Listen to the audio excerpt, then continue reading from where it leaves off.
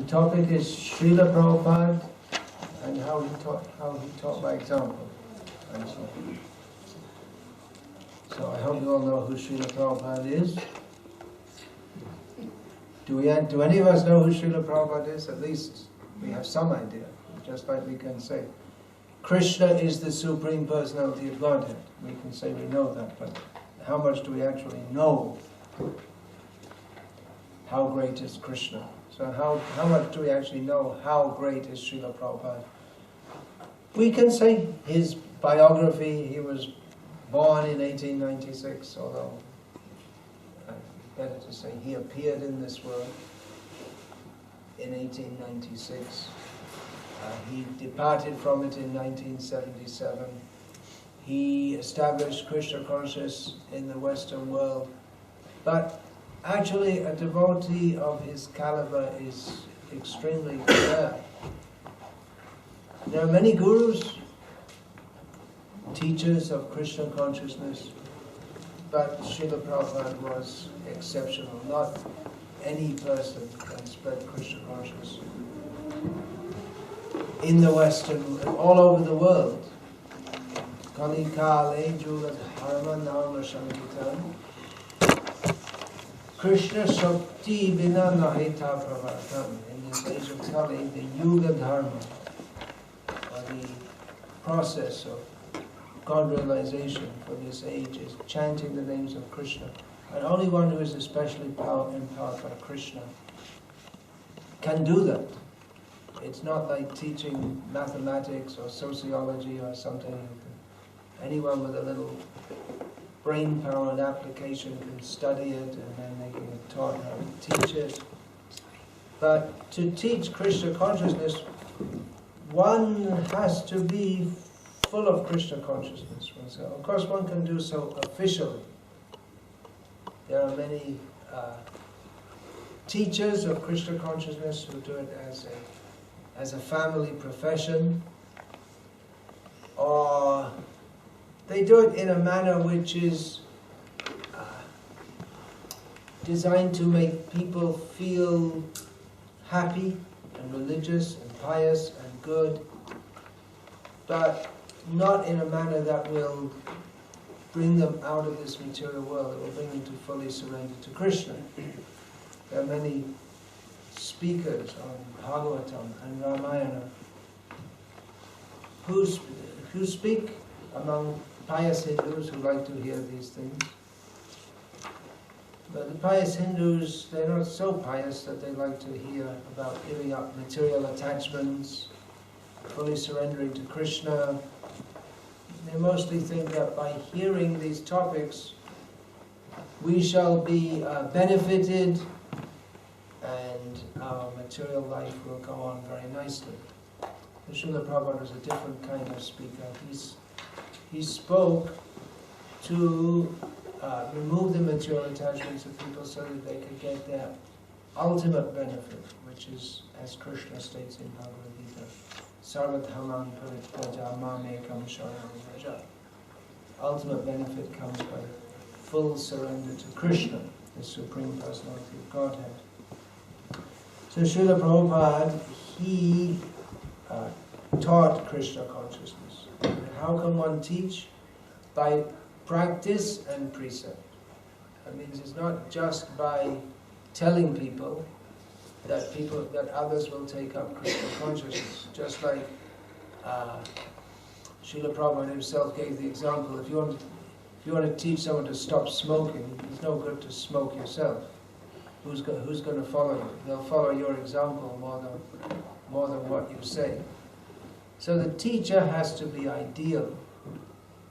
Srila Prabhupada taught Krishna consciousness, and he himself was the living example of what it means to be fully absorbed in love of Krishna at every moment, with no interest other than to love Krishna and to give Krishna to others. Again, there have been many devotees of Krishna in India who are great devotees, fully absorbed in love of Krishna, but to bring that to others, that is even more than someone who is simply absorbed in chanting and worshipping Krishna, but even as Krishna again states in Bhagavad Gita, that one who preaches his glory and brings Krishna consciousness to others is most dear to Krishna. So Srila Prabhupada's love of Krishna was such that it wasn't just in his heart, but it was overflowing, and he wanted to give that to others. Now, how can people be Krishna conscious? Well, the standard process is there of hearing and chanting about Krishna. That's what Srila Prabhupada gave us, the basic program, just like this program is going on here right now, under the order and guidance of Srila Prabhupada. And it's a standard format that we chant Hare Krishna, and then we hear something about the philosophy of Krishna consciousness. So this is the standard method by which Krishna consciousness is revived. Krishna consciousness is in everyone's heart. Who's a devotee of Krishna? Everyone's a devotee of Krishna. Even the trees out there are devotees of Krishna. Doesn't look like it, does it? There's a huge pigeon out there. I never saw such a big, looks like a pigeon sitting on a branch. That's also a devotee of Krishna. But, oh, there's another one, two of them, lovebirds. Maybe I'm just not used to seeing such big pigeons. They're getting lots of sadhana. So every living being is constitutionally part and parcel of Krishna. But only in the human form of life can we take to the process of reviving that. So that process is based on Shravan and Kirtan, hearing and chanting about Krishna. Nitya Siddha Krishna Prem Sadha Kavanai Shravanadi Shuddha Chitte Kariyayodai. Every living being is by nature Krishna conscious. It's not a religion, like someone's a Muslim, someone's a Hindu, someone's a Christian, someone's an atheist. Listen, for many atheists, they're like religiously atheistic. They're on a campaign to make others atheists, just like some people are on a campaign. We're on a campaign to try to make people chant Hare Krishna. So, it's not a religion in that sense, a kind of belief, as Srila Prabhupada is often asked, what do you believe? And Srila Prabhupada would reply, it's not a question of belief, it's a science, it's a matter of understanding the science of the soul. So this innate Krishna consciousness, which is covered by ahankar, by the sense of thinking myself different from Krishna, the sense of thinking myself separated from Krishna, that innate characteristic of every living being to love Krishna is revived by hearing and chanting about Krishna. So that's what we do. That's the basis of the Krishna. All the Krishna conscious activities, we should hear and chant about Krishna. And what Krishna taught in Bhagavad Gita, these are the subject matters that we hear about. And we chant the names of Krishna, we chant the teachings of Bhagavad Gita and Srimad Bhagavatam. So we're doing that. And as a result, those of you who are coming regularly and taking it seriously, taking notes means very serious, to try to understand, then the effect of doing that and applying oneself to the process of Krishna consciousness is that one gradually becomes Krishna conscious. And what does Krishna conscious mean? It means to be conscious of Krishna, to think of Krishna, to have one's consciousness absorbed in Krishna. That is the perfection of life, like the residents of Vrindavan. Their perfection, what is their perfection? The Mother Yashoda, she's a cowherd woman. What's so great about that? Because she loved Krishna. There may be so many people all over the world in history, and England has produced so many great people, like, well, they're supposed to be great. So many. In London you'll find statues all over the place with pigeon stool on top of them, of all these great people. Nelson at Trafalgar Square, Winston Churchill, and so many others. I'm a bit out of touch with my English history here. So many great people. But what is the greatness of Mother Yashoda? She's far greater than a million, billion, zillion Churchills, because she loved Krishna in this superlative degree. So that tendency to love Krishna is in everyone's heart, and we hear about Krishna, we hear about Krishna's devotees. This is the process that Srila Prabhupada gave us. Now we're doing that in this stage of sadhana. That means we're trying to be Krishna conscious, we're applying ourselves to the process. But for a pure devotee of Krishna like Srila Prabhupada, I say pure devotee like Srila Prabhupada, and not that there have been in recent times devotees on that level, but it's a standard characteristic of a pure devotee that they like to glorify Krishna. Satatam kirtayanto mam. Krishna mentions the qualities of the great devotees. The first quality he mentions is they like to always glorify Krishna. So this is the most prominent characteristic of Srila Prabhupada. We're discussing how he taught by example. So he asked everyone for their own benefit to always think of Krishna and dedicate their life in service to him.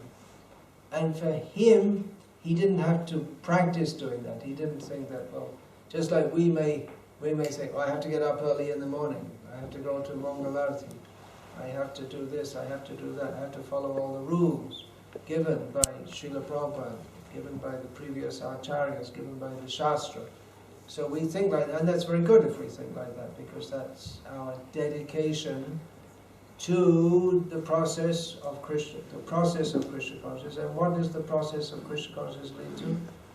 It leads to Krishna consciousness. Bhaktya sanjataya bhaktya. By following these rules and regulations which engage us in service to Krishna and which disengage us from all things that impede our Krishna consciousness, like watching silly things on TV, which means everything on TV, eating food not offered to Krishna, drinking tea, and so on.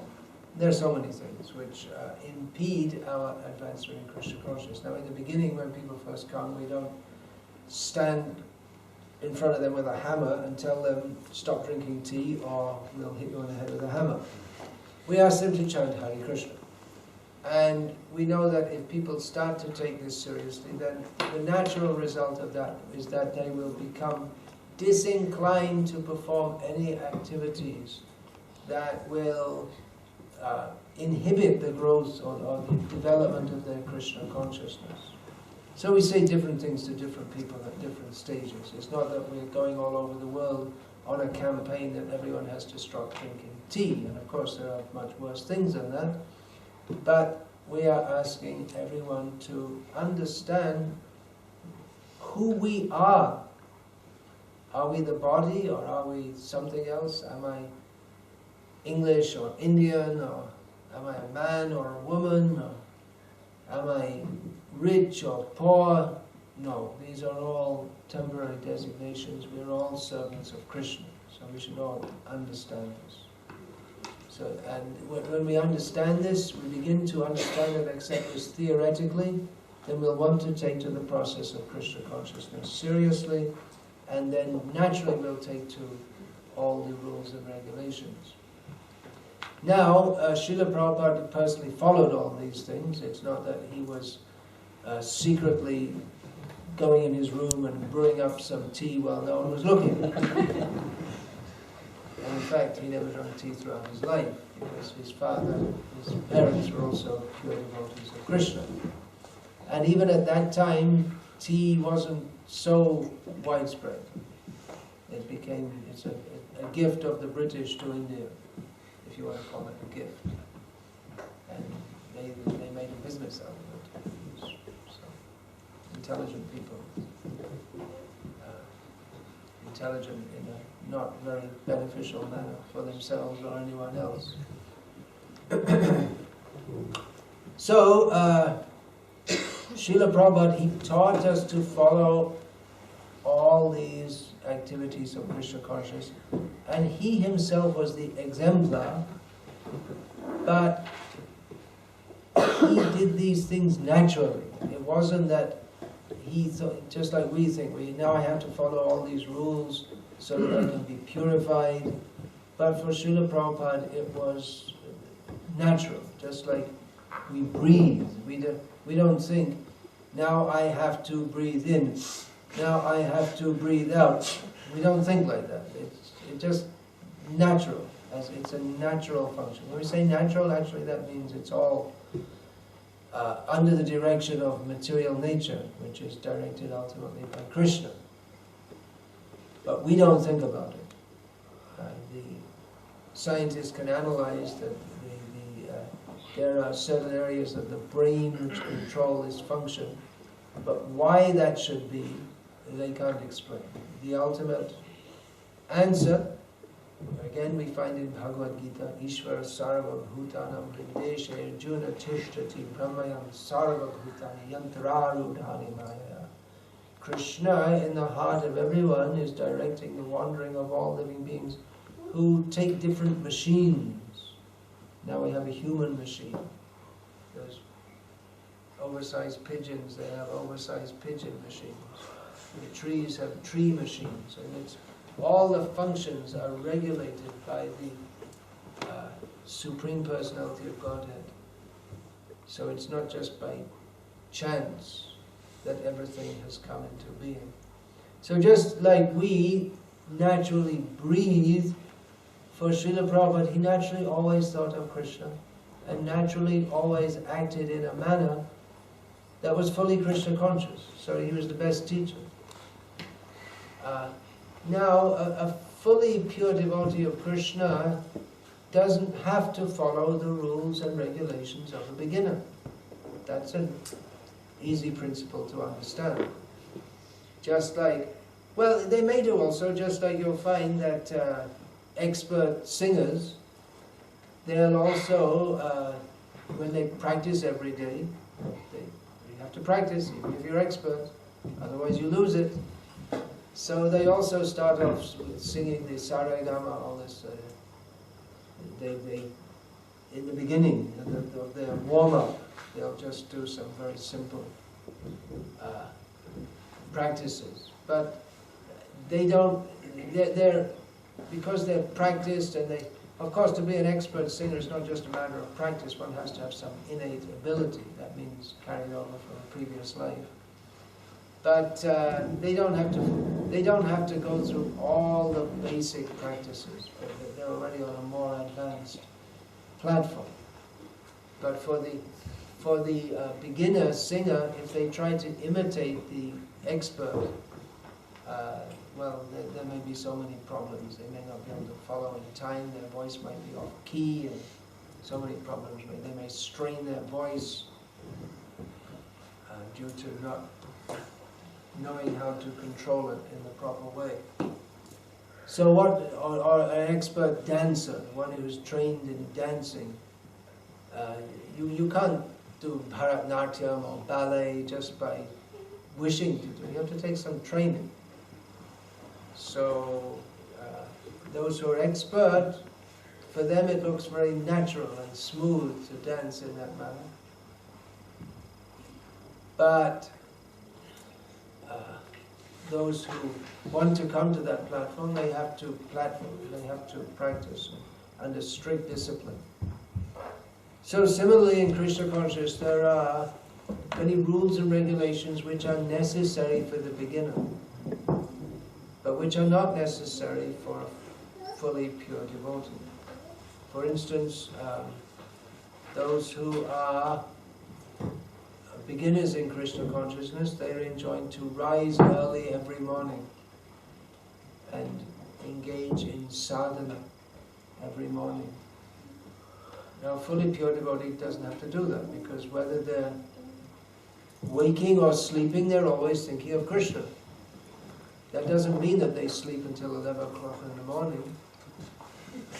Generally they'll be up before everyone. Actually, Srila Prabhupada's day is very difficult. If you see his daily schedule, it's very difficult to say where it began and where it ended, because he hardly slept at all.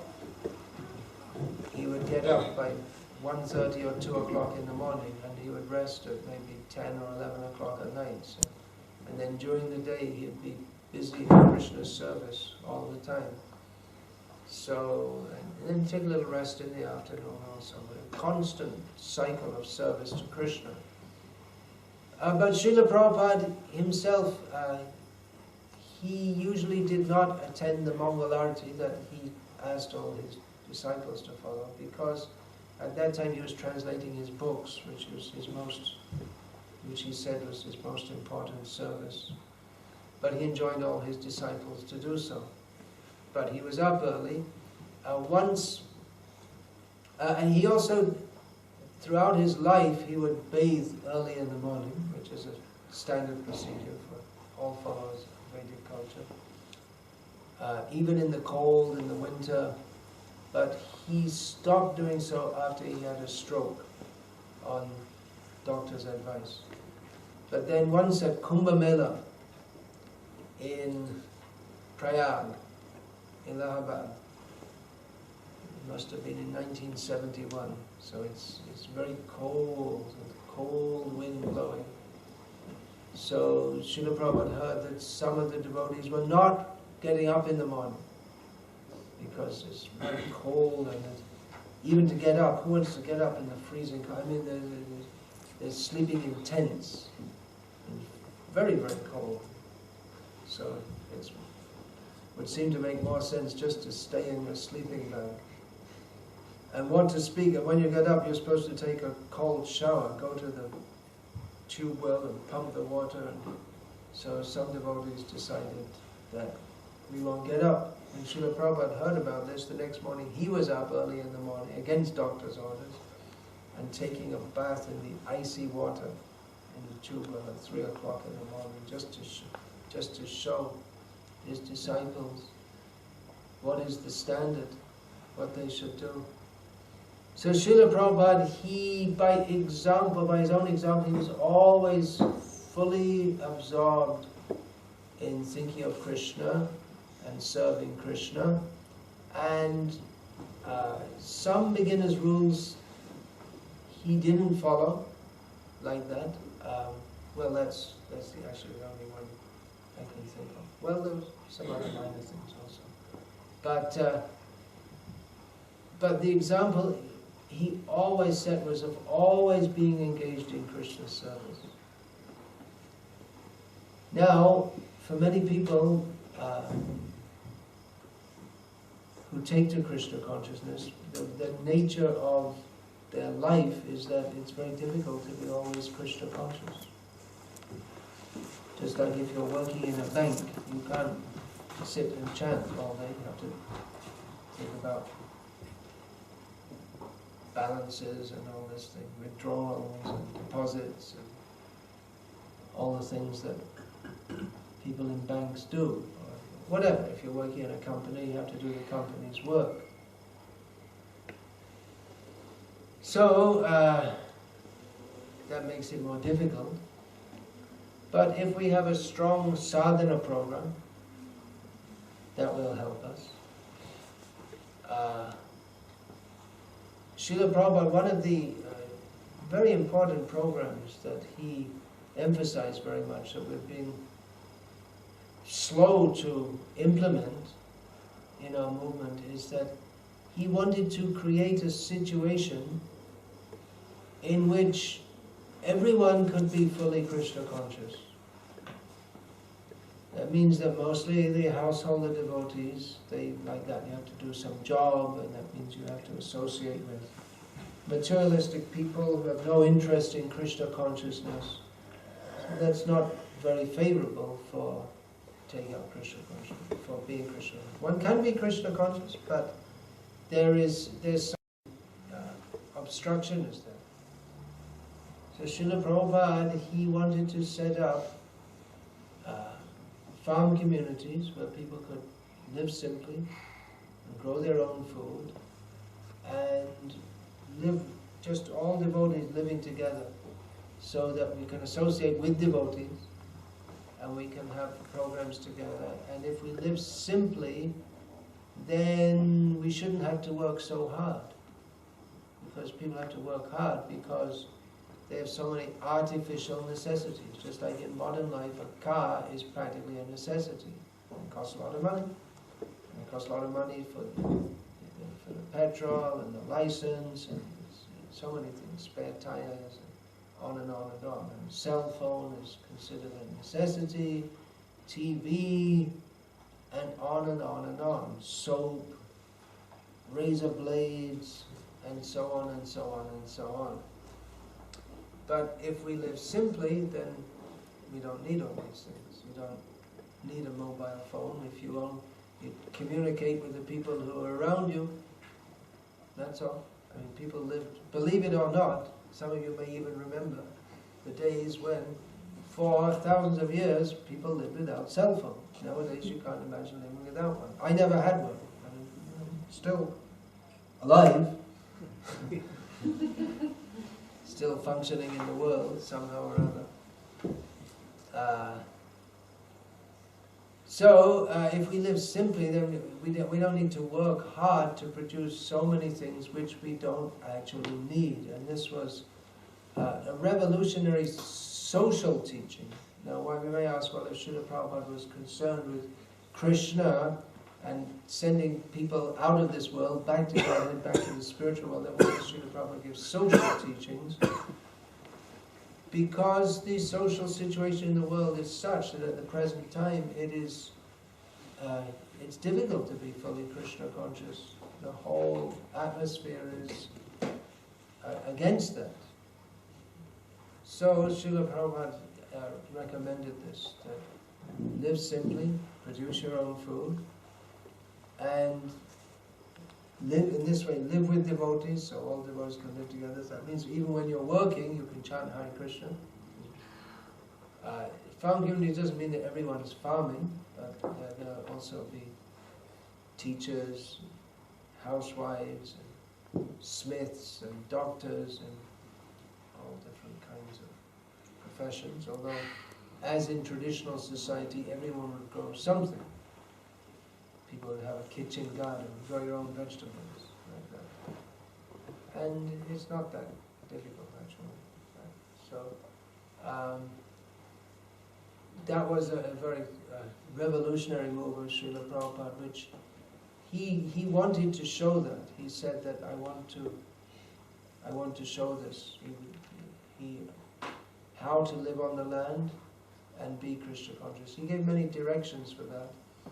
He himself showed that even though he had so many temples all over the world, just like you've all seen Srila Prabhupada's quarters at Bhaktivedanta Manor, very opulent quarters, like something like the Lord of the Manor, you could say, although Krishna always emphasized that Krishna is the Lord, but people come to see him. Many aristocratic people came to visit Srila Prabhupada, and he would preach to them in that situation. So he utilized that facility for preaching Krishna consciousness. When he met Srila Prabhupada, Shama Sundar, one of Srila Prabhupada's disciples, he arranged for many, many prominent people to come and meet Srila Prabhupada. And Srila Prabhupada would preach Krishna consciousness, and they wouldn't all agree, but he would preach them the principles of Bhagavad Gita. He would directly present to them Krishna consciousness.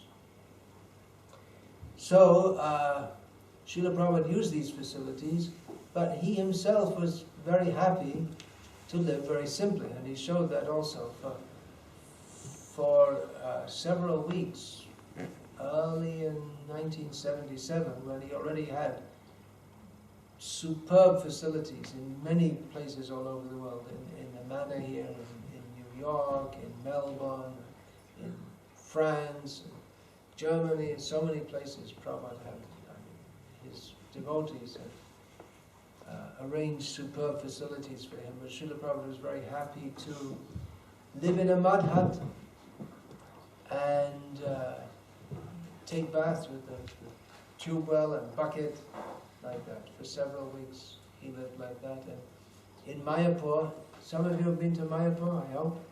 Any? Who's been there? Yeah. So you've seen Srila Prabhupada's cottage there, just at the entrance. Have you seen that? Of course that's a rebuilt cottage because the original got washed away in the floods long ago. But Srila Prabhupada was very happy to live like that. In the beginning, that was the only building.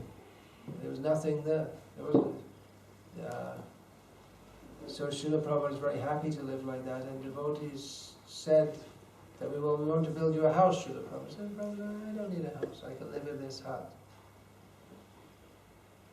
So only when the devotees said that, well, if you have a nice house, then we can bring big people for preaching, then Srila Prabhupada agreed. And in this way he set the example that for himself, a sadhu should be happy to live very simply, but for Krishna's service he can accept any amount of opulence. So in this way we see that Srila Prabhupada, even though much money came to him, and he wasn't shy about it. He wasn't one of these sadhus who said that, well, we don't touch money.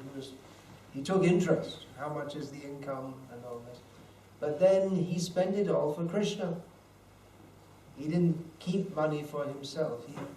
He traveled around the world and he just had one bag and one bag with his clothes and one white suitcase, briefcase, in which he carried all the important papers.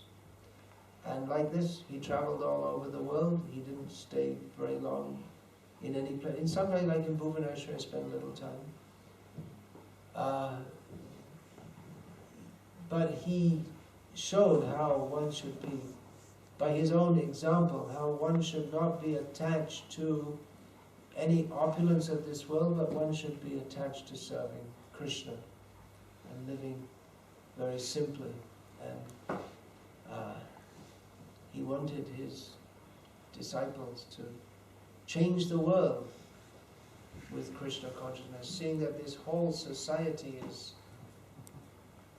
just in the name of progress, running away from what to speak of Krishna consciousness, even from any standards of human behavior. Just now I saw in Prabhu's house some paper how they want to teach the children sex education. So, and they said, well, the parents have the choice not to put their children in this. So I looked through what they were proposing to teach, but there's nothing about how the whole society is just emphasizing illicit sex so much, and this is the problem. They don't say that. Their whole society they're promoting lust and greed and violence, kam, krodh, lobh. These are the three gates to hell, Krishna says in Bhagavad Gita. Trividha narakasya dvaram nashanam atmanaham. Kamas, krodhas, tatha lobhas, tasmat etat trayam tyajed.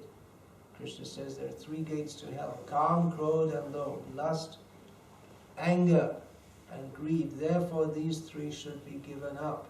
But these are the very basis of modern life, and then they're promoting these,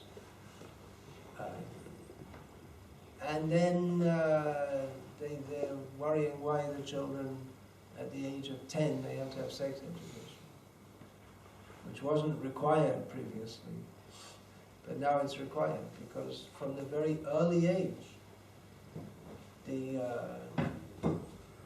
children are completely exposed to this. I mean, this is violence. They talk about child abuse, but the whole society is child abuse.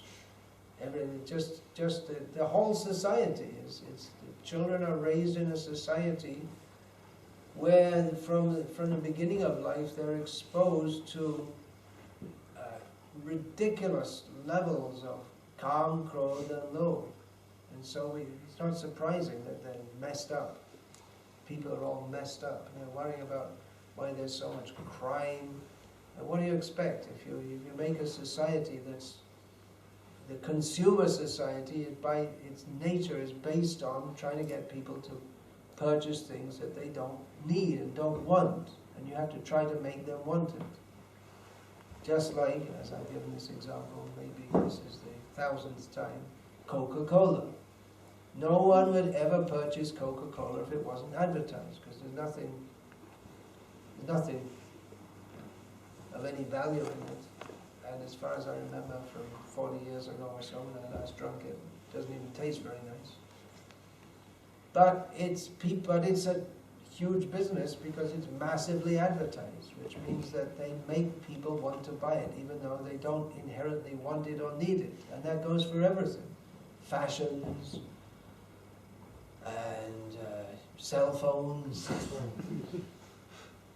and everything.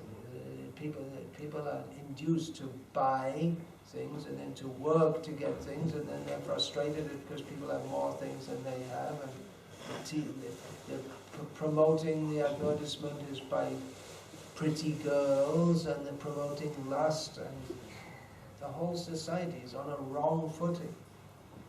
So Srila Prabhupada pointed this out, and he wanted to show an alternative. How people, you don't need all these things. Actually, you don't even need money. How much money do you need? Nothing. Intrinsically, we don't need it. You can't eat. I guess you could eat 20-pound notes, but it's not that much.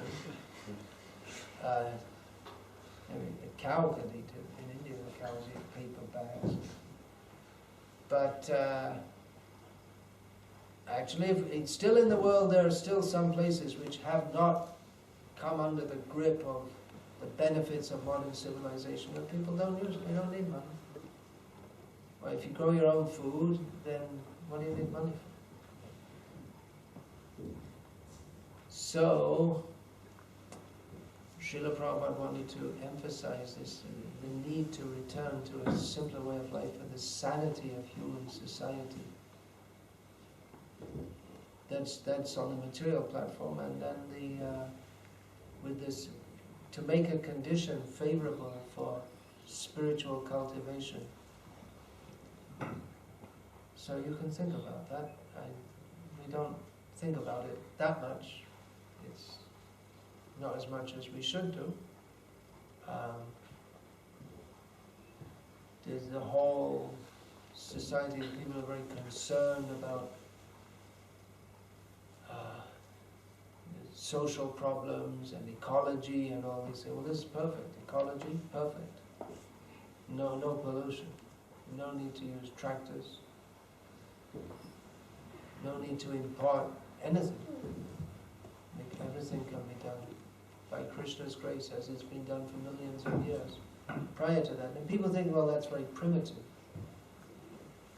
But is it primitive to live simply and purely and chant Hare Krishna, or is it primitive to live in a very sophisticated society where you have to lock up everything, you can't let your kids out for a second?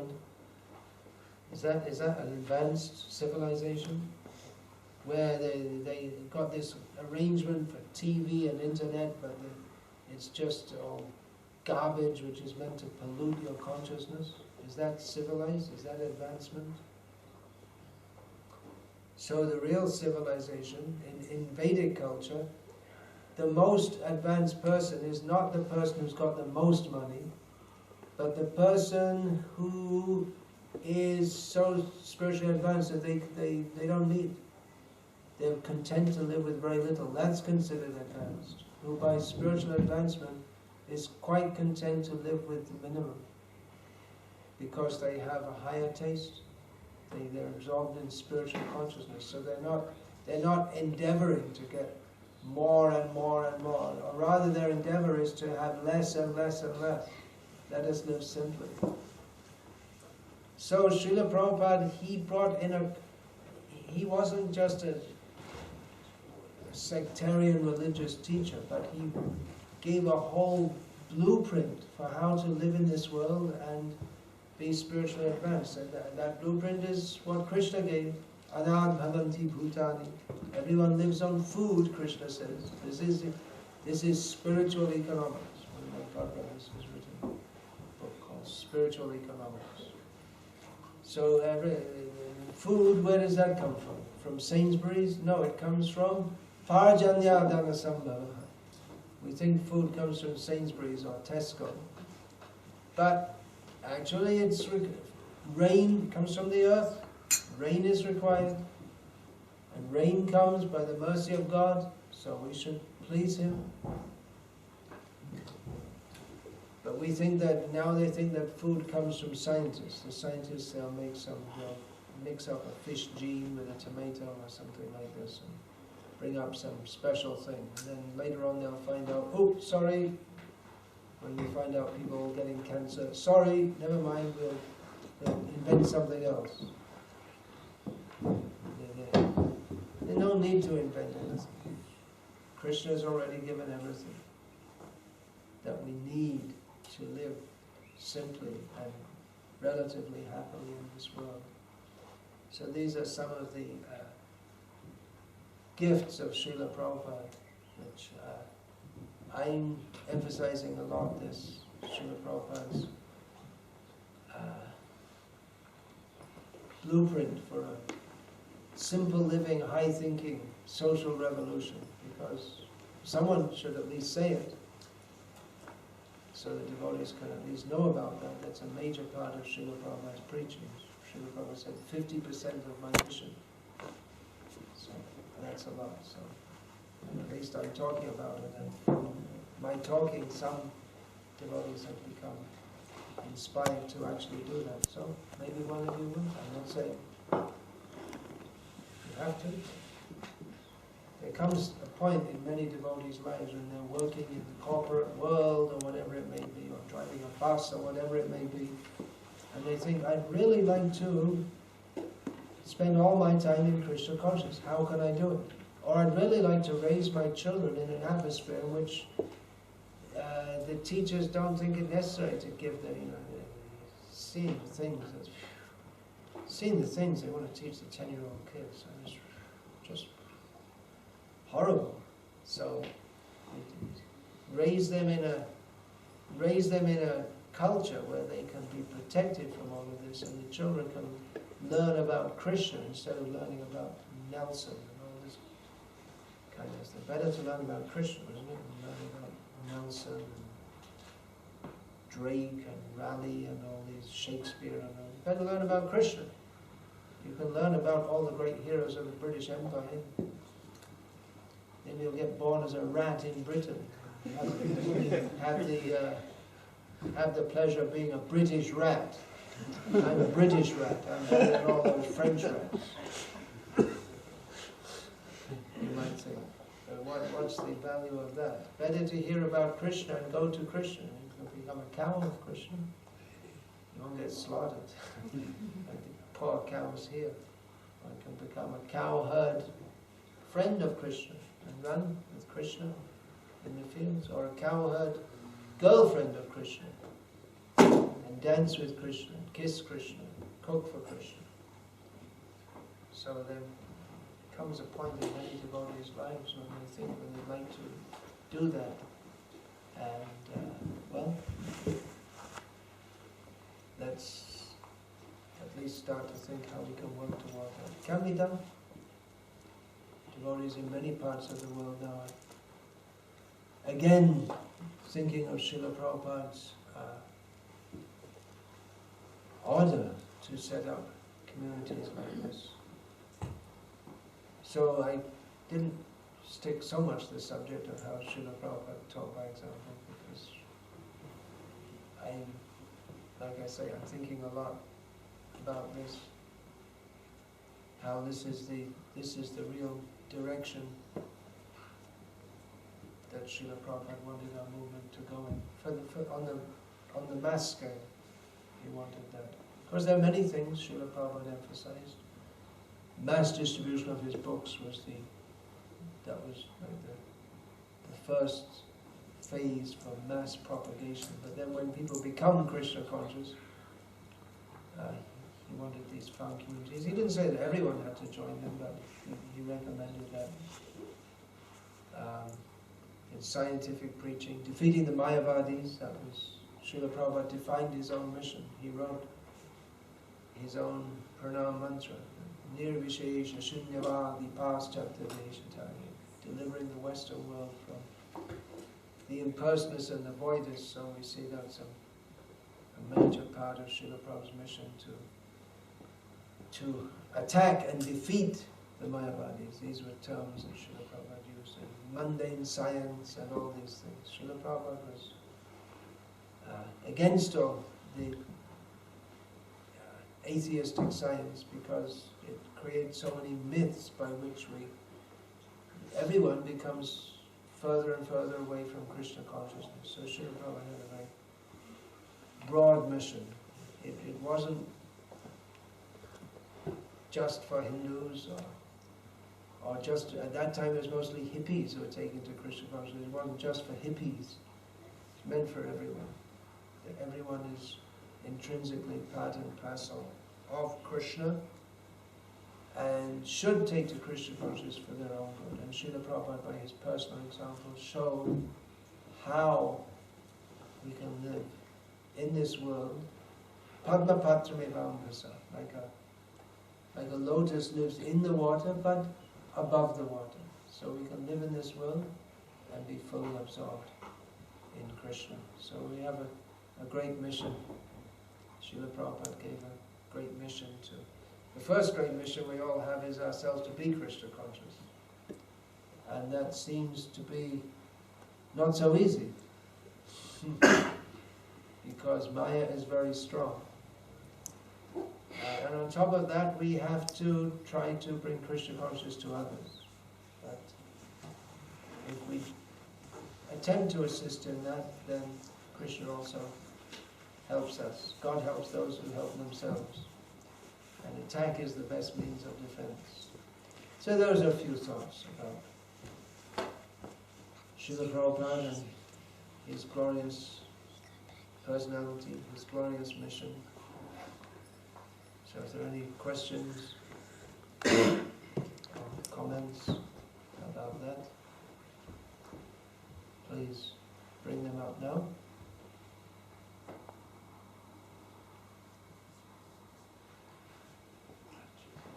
Yeah. I was just on about going to youth work as a mentor, and what you were saying is so true about the education in schools and everything. And children are pre-conditioned to this world of sex and mobile phones, computers, everything else. Pills. Yeah. What Pills and substances. Yeah. Even the apart from the illegal substances, the legal substances. I mean, any little problem the kids have, and the doctors chuck a bunch of pills in their mouth, and they get from an early age. They tell the parents, your kid's too stroppy, give him some pills. So instead of, the kids, they have like a boisterous nature. Instead of just letting them be boisterous and grow up, you give them some pills to calm them down. Makes life easier for the parents. It's horrible, isn't it? It's awful. I just wondered what advice you'd give, because obviously I've tried already with young people I've worked with to make them see Krishna consciousness, make them see a better way. But obviously to them, if you say, get rid of your phone, get rid of your Xbox or whatever, they think you're crazy. Is there any advice you could give to me in that position? You're going into youth work. Yes. What advice can you give people to help them to be Krishna conscious, or just to be human beings? Well, start with the human beings. Start with them being a human being. Actually, unless you're Krishna conscious, it's very difficult to be even a human being. But I don't think, if you're working for the government, is it? Or Yes, yeah. I don't think they'll let you give the solution that they need. They won't allow you to do that. Srila Prabhupada, he often wanted to, it seems like when he often wanted to bring the government into this. And it seems like when he first came to the West, it seemed that it was his aim to bring if you see his purports in the first canto of Bhagavatam says he wanted to bring the leaders of society to accept this, but somehow or other, when Srila Prabhupada was present, it was mostly the hippies who accepted it. The hippies were, they were the first to get into all this illicit drugs and all that in a big way. They're mostly from middle-class backgrounds, and many of the hippies of today are the leaders of society. Sorry, the hippies of yesterday are the leaders of society today. But at the time, many of them were doing drugs and long hair for men, which was considered wrong, and illicit sex, which was still considered not proper at that time. But the hippie values have become the values of the broader society now. So Srila Prabhupada, he would often say when he met members of government that, you're spending millions of dollars to get these people, to try and get these people off LSD. That was the big drug at the time. But it's unsuccessful. But I don't have any funding, and I'm taking hundreds of them off it. So why don't you help me? But they didn't, because they wanted to have the kingdom of God without God. They wanted to have their fully hedonistic society, and at the same time they want people to be moral. And it's so strange. They're promoting illicit sex, and through the TV they're promoting violence, and somehow or other they expect the people to be moral. I don't know, there's something basic. Maybe they need a pill, these people. Something basic missing in their whole way of thinking. So,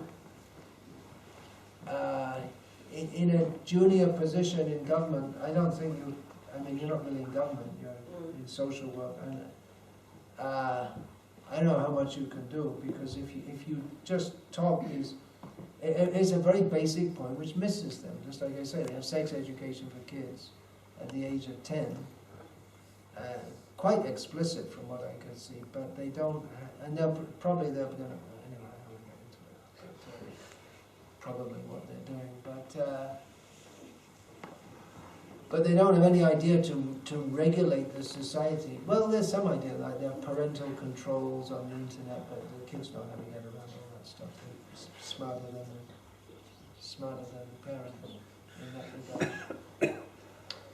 So, the best thing is to push on the Krishna consciousness movement with full force and bring it to the attention of the leaders that your society, it's on a collision course for disaster. It already is a disaster, but just, you think it's normal to spend millions of pounds on trying to stop kids taking drugs, and you think that's normal. And it's already a social disaster. This whole society is a failure.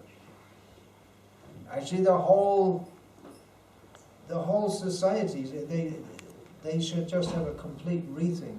I mean, they just presume by promoting democracy and equal rights and human rights and all this thing that everything will be better. And if things go wrong, then go see a psychologist. But the actual result is that the society is a disaster. So it's time for a complete rethink. Why don't they think of that? That the society is a failure.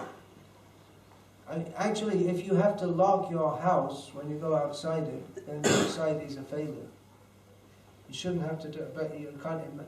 That sounds stupid to you because it's just you have to. But if you can't trust other people who live around you to respect your dwelling and your property, then the society is a failure. If there's one thief,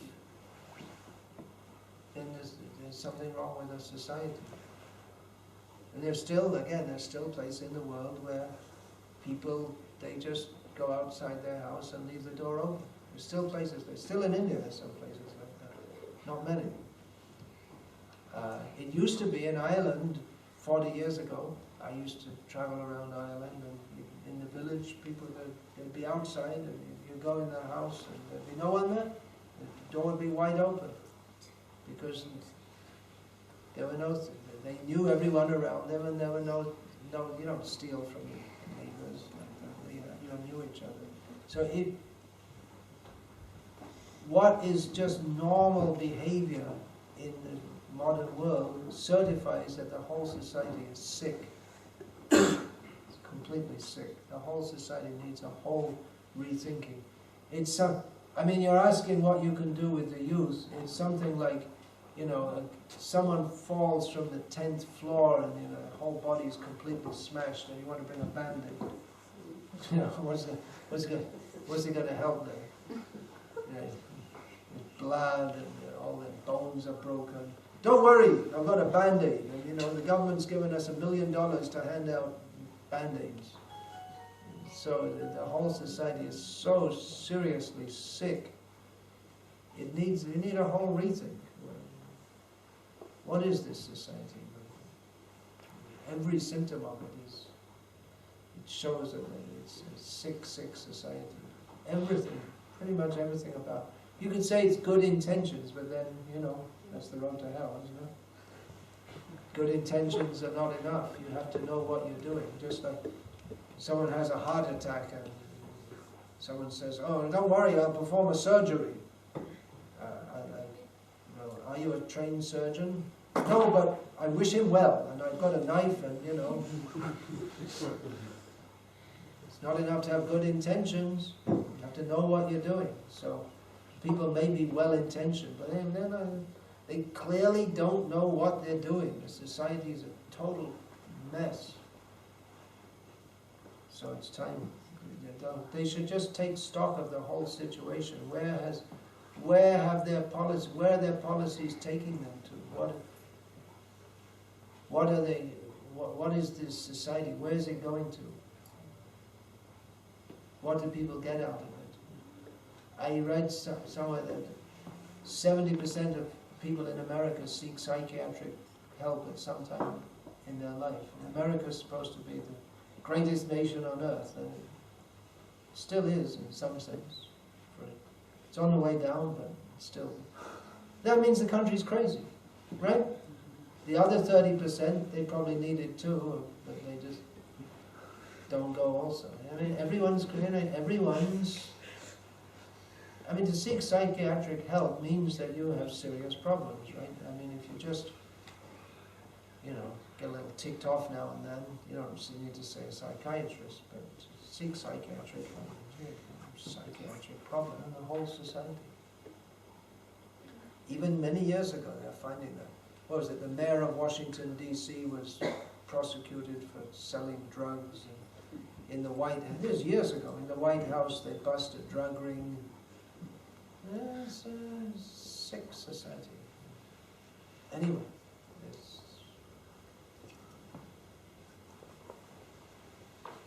what can you do? Practical advice. Well, I don't know. You can ask your superiors how.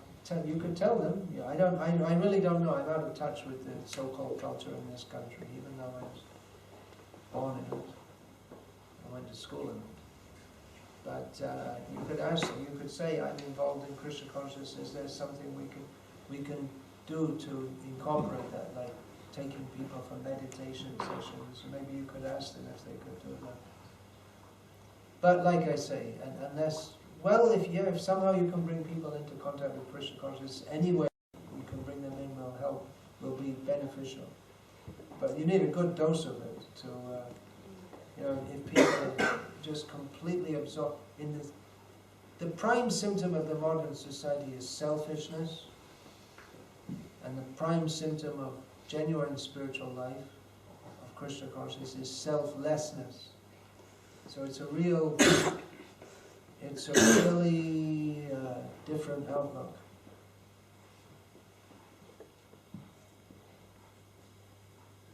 Why do you take drugs? Why do you do this? What do we want actually? Ultimately we all want happiness, isn't it? But people are not happy. So how to get happiness? That should be the real question, not how to get more money. Not how to avoid paying your taxes. Not how to get a new car, but how to be happy. The big myth is that this society delivers happiness in the form of cell phones and fashions and cars and education, but it doesn't deliver happiness. It's delivering distress. That's very clear. So sorry, but if you're bringing band-aids, if I tell you to bring 2 band-aids instead of 1, it's still not very helpful. You really need a whole different approach, which the government won't allow you. They can't think like that. But like I say, you can say this is what I'm into and it's helped me, and there might be some scope for that. Is it? There could be some scope for that? I think so, with the meditation.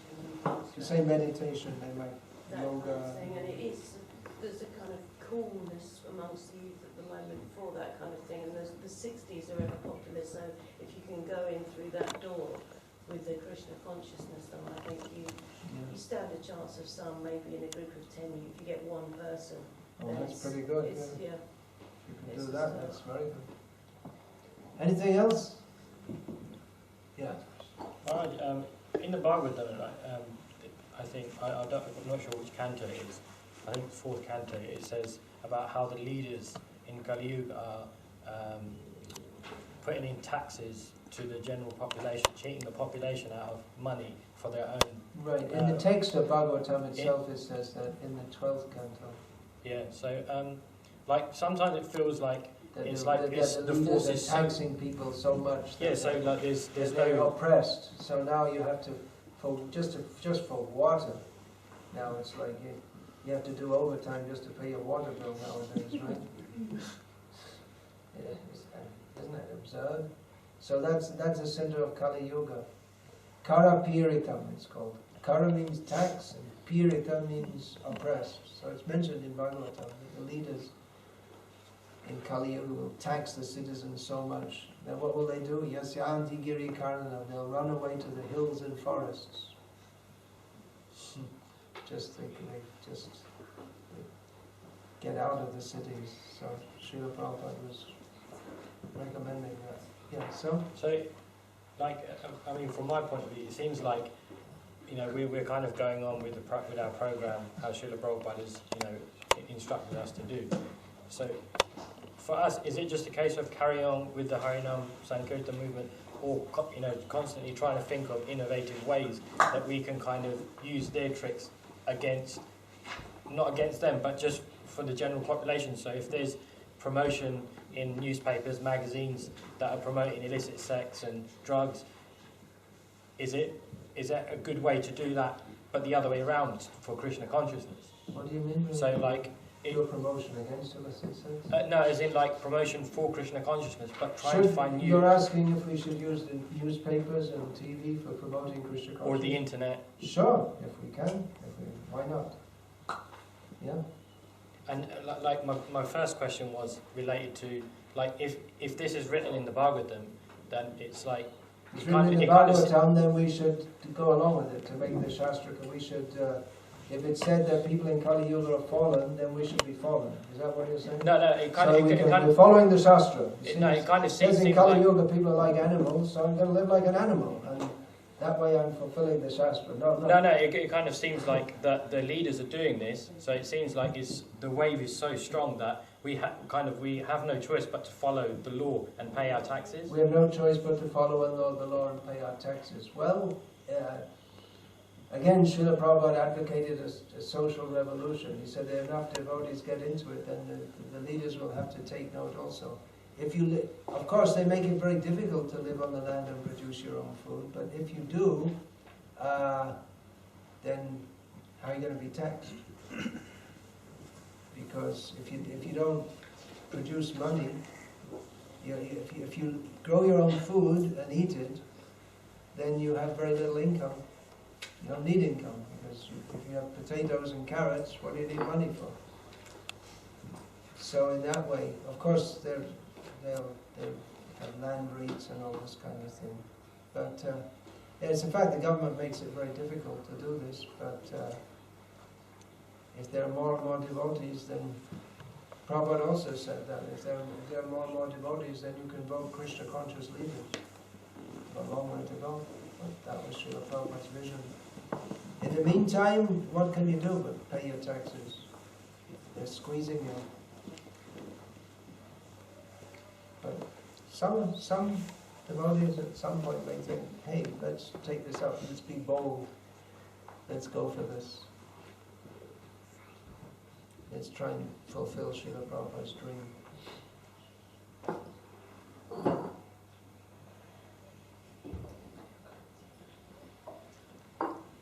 Hare Krishna. So we're finished now? Yay, nay? Yeah. You have a question? You mentioned about living selfless. How can we make our life selfless? How can we make our life selfless? Do everything for Krishna. Make Krishna's pleasure the object of our life instead of making our own sense gratification the object of our life. Do everything for Krishna. Maharaj, how do you know subtly that in our subtle mind? Subtly there may be, but you practice doing everything for Krishna, and gradually that means the gross sense of doing it for myself will go away, and gradually the subtle sense of doing it will also go away. Everything won't come at once, gradually, step by step, we can become purified. Hare Krishna. So I'll finish there. All glories to His Divine Grace Srila Prabhupada. Thank you for Respect Speaker Srila Prabhupada. Always a very good subject. His Holiness Bhakti Vikasa Maharaj ki Jai. Srila Prabhupada ki Jai. Gaur